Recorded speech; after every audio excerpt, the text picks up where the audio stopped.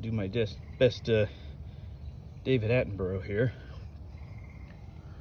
The cicada husks are usually left behind after these little beetles shed their outer skin to take their final form. Yep. Thousands of those little things crawling around right now.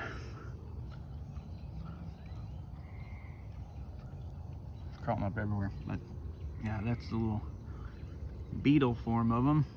And they'll find a nice spot. Like this one right here is halfway through. Start shedding their skin and emerge, then they're all soft. And they gotta stand there for a while for their new shell to harden up.